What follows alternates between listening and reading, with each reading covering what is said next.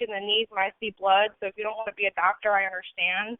But we fought. We really, really fought. And they really, in the beginning, we just had that culture clash. And, art really isn't respected in society, unfortunately. Creatives aren't, because we're not taken seriously. And so I fought, man. I really fought for a good 10 years saying, this is it, Mom. I'm going to be an artist.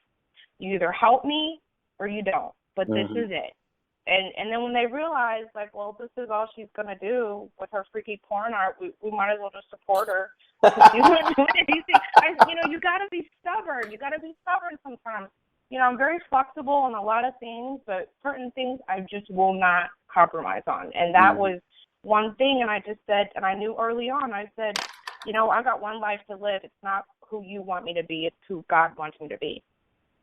So you left Tallahassee and you came to Atlanta and attended Scott College. Mm-hmm. That was the plan. Yeah. And yeah. Now, is this when did the Porn Flowers start? It started in 2000. I graduated in 2001. So 2000 was when I was stripping. 2001, I graduated. 2002, I lived at home for a year just to get my bearings and figure out what I wanted to do. Started making art. And I, even though I went to Agnes Scott, I, hung out with a lot of kids from the Atlanta College of Art at the time. And, I met a lot of great friends over there, a lot of amazing artists, and just, it's so important to have that camaraderie, you know what I mean? Right. Because, to support each other, and they just really took me in, and, as well as my friends from Agnes Scott, but it was, wonderful to be able to, be around, fellow artists and peers and things, and they taught me a lot of what Atlanta College of Art was teaching at the time, and just, it was just really a great experience. So, what when you went home, you said to get your bearings. What was on your mind that you what was it that you had to get your bearings on? How you gonna follow your career? How you're gonna market yourself? What are some of the things that you took serious for yourself?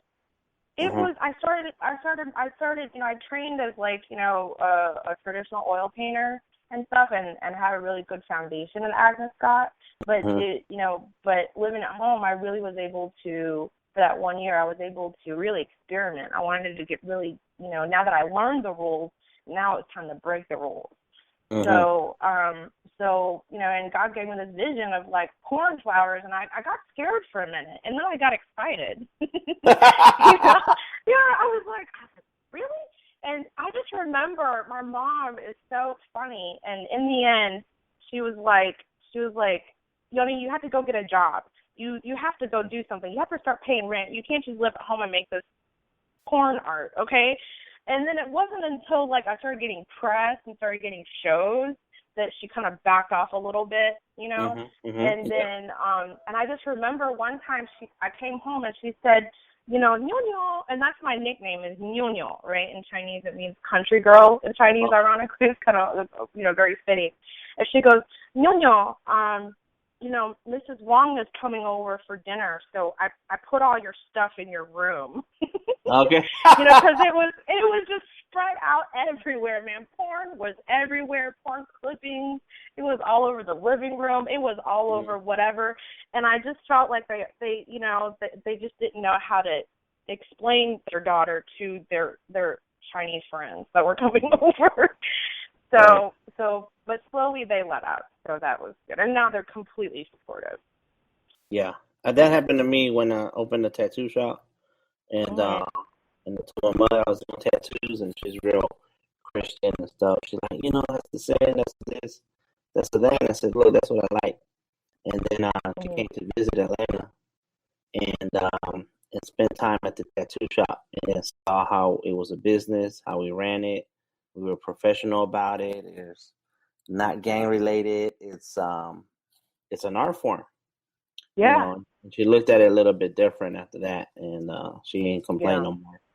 But it's a tough conversation. It is. I mean, it's just it's hard, especially down south. I mean, I just feel like in America, we're really uninformed about art. But we'll get into that later about what I'm doing next and cultivating collectors. So, gotcha. So, you in the 2001 or so, you started that path. And how do you market yourself? What were some of the things that you did, right or wrong, and good lessons and bad lessons about your career? Well, like earlier or even up until now, there's just so much, man. How it started. Chronologically. Yeah, think chronologically. Okay, chronologically. Yeah. Well, how it started was, like I said, I was hanging out with Atlanta College of Art kids, and one of the students were putting together a show. And I think it was called Fresh. And it was just, Fresh was all about just the fresh kids coming out of school. And I submitted an oil painting, and it got into the show. Next thing I know, Art Papers magazine came and reviewed the show, mentioned my name, put my image in the magazine, and then I was already I'm working on the Porn Flowers, and I submitted to this show called the Atlanta Biennial. Okay. That was held at the Atlanta Contemporary Art Center. Okay. And they had a guest curator, this amazing curator and friend named Franklin Sermon, and he was guest curating the show. Well, if you look at my Porn Flowers, some of them, the earlier ones, just some of the ones I'm doing now, they're very elusive. Like, from afar, they just look like these pretty, delicate, dainty flowers. And you have to really get up close to realize, wow, that leaf I saw back there is really a big old 5-inch vagina. So you really don't really get to see it. And this is back in the day when we were still dealing with slides, And, when you're a curator, you're busy. You got like hundreds of submissions to review. So he looked at them and just threw it out. You know what I mean? He'd be like, nah, just flowers, nah. So then Helena Rickett, who was the in-house, the director at the time, curator at the time at Atlanta Contemporary Art Center, she saw them and she took a closer look and realized what they were. And so she and this amazing lady named Mary Walton came and did a studio visit, and they saw it. They're like, this is awesome, and offered me a 2-person show on the spot. Wow. At the Atlanta, so that was like my second art show ever, and it was at the Atlanta Contemporary Art Center. And then Franklin Sermons is so awesome. He called me back later, and he said, Yun, I am so sorry. I had no idea those flowers were made out of porn magazines. I thought they were just some regular old flowers when I threw them out. But I'm curating another show. Do you want to be in that one? I said, sure, I'd love to. And so that's how I, started talking. And then the show at the Atlanta Contemporary Art Center did really well. Next thing I know, that's how Helena was friends with Miss Felicia Feaster, and she was writing for the Creative Loafing at the time. And then next thing I know, Miss, Felicia Feaster's knocking on my door saying, I want to interview you. I want to see you in your environment with your friends and your family. And there was a 4-page article in the Creative Loafing, a feature article. They even printed, like, my baby pictures and everything. So I know, because she wanted to show, like, how I had come back from this traditional Chinese background and then ended up doing this. And then my dad, the patriarch of the family, he does, he paints, as a hobby. And so he started doing these watercolors and stuff and just really showing our funky dynamic at home. And so, and it was just really, and it just kind of took off from there. And then I got into, the Atlanta Journal-Constitution, that got reviewed. Kathy Fox was amazing and reviewed that show. And it just took off from there. And then I just was so set on New York. I was like, well, real artists go to New York. We've got to go to New York. Everybody's like, get out there, Yun, And I was like, well, Yun, maybe making porn art in the Bible Belt isn't, kind of going against the grain for you here. Maybe you got to go look at, bigger things. And so I was so set on New York, but I visited. I visited New York, Los Angeles, and San Francisco just to visit and see, make sure that I wanted to move to New York. And so when I went to LA, because I already had some friends from Atlanta College of Art that kind of migrated out there, and I started following them. And so we all went to the nude beach one day in San Diego. We were just out there and free and sunny, and it was like I just had this moment. I was like butt naked on the beach with the sun and just swimming. And I was like, I am moving to LA. Yeah, so the next thing I was so focused, man. 3 weeks, I'd made the decision. 3 weeks later, I came back. 3 weeks later, gave myself a little show. Within 3 weeks, I was in LA, moved in LA. Made the decision. 3 weeks later, I was out. I was gone. Okay. And that was my, entrance into LA. And so how did that work out for you, and what were some of the steps that you took as an artist in making it your business? Because you're a full-time artist at that time, were you, or did you have a job? I had a job. Yeah. I was so focused, and I don't know about you, but when I was in college, I was under the impression that $30,000 was a lot of money. You know what I mean? I was like, wow, $30,000 is going to be great. I can't wait to make $30,000 because that's just going to be, life is going to be great. And I was under the misconception that once you had a gallery, your life, you made it. Life is over. Like it's, it's all good. You're just like, you made it. So I was so focused on getting a gallery and getting representation. So I hit the ground running. Basically I knew 3 people when I went to LA. And my girl. So I called them and I said, listen, I'm going to ask you to go and check out these apartments, and check out the roommate, and the dude is creepy or whatever. If you wouldn't live there, then I don't want to live there.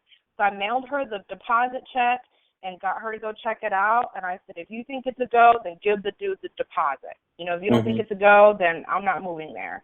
And then so secured all that, shipped everything UPS. They drop it off at your door. They pick it up at your door and drop it off at your door, and drove over. And then when I got there, I hit the ground running. I landed a job, and I think I was what was I doing? I think I was doing makeup, because I had I've been had experience as a makeup artist. Because it's painting, so it was just really easy for me to pick up doing makeup artistry. So when I was in Atlanta, I had freelanced as a makeup artist for MAC Cosmetics. So when I went over to LA, it was very easy for me to work for Shiseido for Bloomingdale.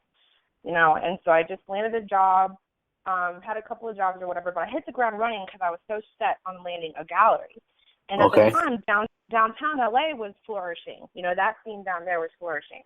So I went there. I went around to the downtown art walk, and I said, well, let me just go to the biggest gallery, right? Square footage. So I walked into the biggest gallery. It was Burt Green Fine Art, and this is so what you're not supposed to do. I'm telling artists, do not do this, because it will not go well. This is the exception for me. So do not go pitch a gallerist about your work during an art opening. Do not do that. But I did do that. I was so focused. So I walked in and I said, yo, who's the gallery owner? And then some dude was like, that bald guy over there. I was like, okay, cool. So I walked up to the bald guy and I just said, hi, my name is Yun Bai. I just moved here from Atlanta. I know that you're in the middle of an art opening right now, but I just wanted to know what your submission guidelines were. And then, and I said, and before he could even respond, I said, I make flowers out of porn magazines. And while the little wheels in his head were turning, trying to imagine it, I had pictures of my work in my purse, and I just whipped them out, and I said, see? He flipped through them. He said, there's my card over there. Let's meet next week. Wow. Bam. So I just went in, and I landed representation with Burt Green Fine Art. It was a great experience working with him. We're still cool to this day. Just a great guy. He's in Chicago now. He relocated his gallery to Chicago, and that was the beginning of that, And then I had a friend at the time who was working on another gallery, and I went to that art opening, and she introduced me to the art critic Peter Frank, who was the critic for the LA Weekly. And Franklin, was so cool. He was curating a show